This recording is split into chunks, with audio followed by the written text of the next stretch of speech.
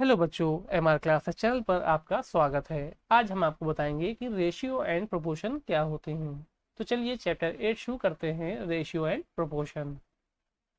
When we compare two quantities of the same kind by division, we say that we have formed a ratio of the two quantities. Example, Ravi has 5 balls and Ajay has 4 balls of same kinds. Then their ratio is 5:4.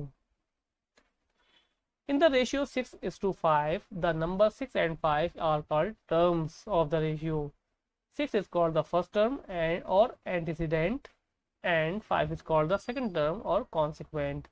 The quantities that are to be compared must be in the same unit. तो बच्चों जो जो quantities हम compare करेंगे वो हमेशा क्या होंगी, सेम यूनिट की होंगी। यानी जब हम मीटर को कंपेयर करेंगे मीटर से, तभी मेरा रेशियो वो सही माना जाएगा। When when two similar quantities are expressed as a ratio, it is a pure number having no units. यानी जब हम जो है कोई भी रेशियो कंपेयर करेंगे तो वो सिर्फ नंबर होगा, उसमें हम यूनिट को मेजर नहीं करेंगे। यानी यूनिट को हम यहाँ पर नहीं लिखेंगे। जैसे 8 मीटर है, 5 मीटर है, तो यहाँ पे हो जाएगा 8:5। इस तरीके से 4 kg है, 3 kg है, तो 4:3 हो जाएगा। 12 mm है, 7 mm है, तो ये हो जाएगा 12:7।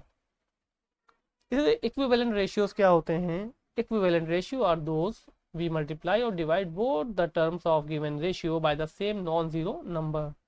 बच्चों देखिए एग्जांपल आपके सामने है, 2:3, 2/3 है। इसको हम फर्दर डिवाइड नहीं कर सकते, लेकिन अभी हम इसको जब डिवाइड करेंगे तो 2 to the 4, 2 3 6 है, तो बोथ नंबर क्या हो जाएंगे मेरे, ये इक्विवेलेंट हो जाएंगे। Ratio in the simplest form क्या होता है? A ratio is said to be in the simplest form if the first term and second term have no common factor other than 1। A ratio is express in the simplest form. Example आप सामने बच्चों दिया हुआ है, 2/3 है, 13/12 है, 6/5 है। तो यहाँ पे जो है ये बच्चों अपने जो है सिंपलेस्ट फॉर्म में है। यानी अब 2/3 को और डिवाइड हम नहीं कर सकते, इसी तरीके से इसको हम डिवाइड नहीं कर सकते, इसी तरह हम इसको भी डिवाइड अब और नहीं कर सकते।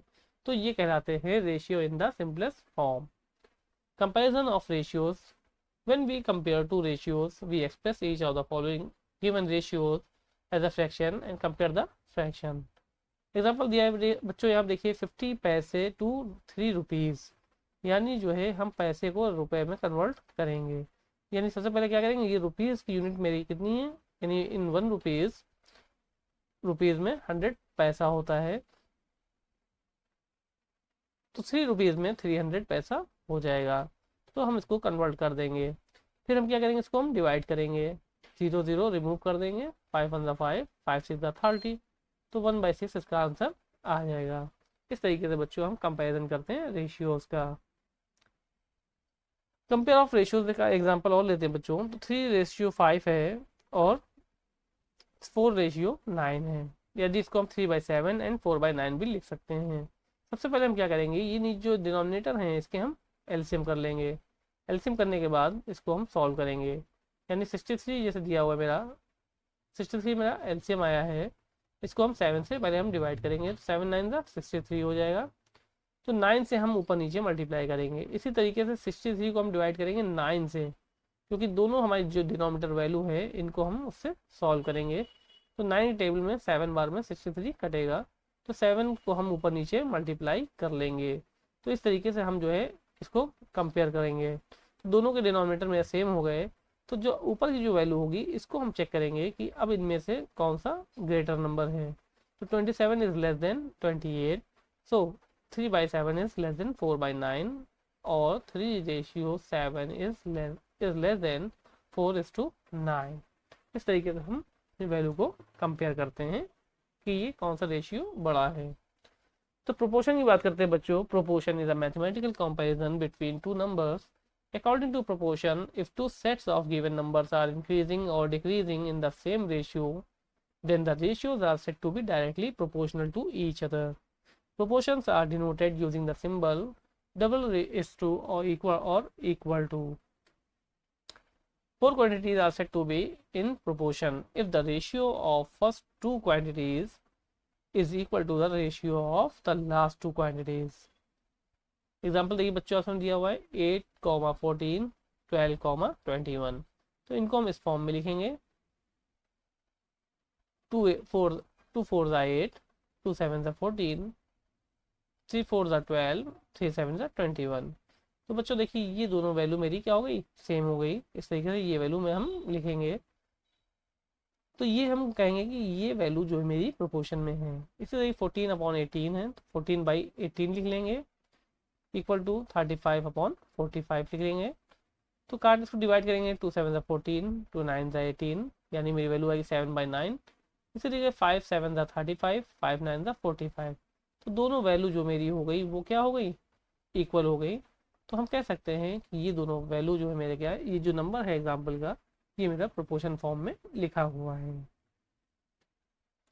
अब कोई भी वैल्यू अगर हमें फाइंड करनी है बच्चों, तो जैसे यहाँ हमें find the value of z करनी है, तो एग्जाम्पल में हमने जो लिया है वो लिया है 4:3 8 एंड x⁻16। तो यहाँ पे x की वैल्यू जो है वो z हमें मान लेते हैं, z निकालना है हमको। तो 4/8 z/16, तो z को जो है हम इसको फिर क्रॉस मल्टीप्लीकेशन करेंगे, तो जो वैल्यू मेरी z के साथ होगी वो इधर डिवाइड फॉर्म में आ जाएगी। तो 8 1 8, 8 2 16, इसको डिवाइड करेंगे। अब इसको हम आपस में मल्टीप्लाई कर लेंगे 4 इंटू 2 को, तो 4 2 क्या हो जाएगा मेरा, 8 हो जाएगा। यानी ये वैल्यू जो निकल के आई मेरी, x की वैल्यू क्या हो गई, 8 हो गई। इसको हम कंपेयर भी कर सकते हैं बच्चों, देखिए कैसे, 4/8 इक्वल टू 8/16, क्योंकि 8 तो वैल्यू यहाँ से आई, तो यहाँ पे हम 8 रख देंगे। तो 2 2 4 1 4, 4 2 8, 8 1 8, 8 2 16। तो बोथ वैल्यू मेरी क्या हो गई, इक्वल है। तो यानी ये नंबर क्या है मेरा, प्रोपोर्शन में आ गया। इसलिए नेक्स्ट एग्जाम्पल एक दिया हुआ बच्चों, ए की वैल्यू फाइंड करनी है इसमें, a:15, 4:3। तो a/15 4/3 हो जाएगा।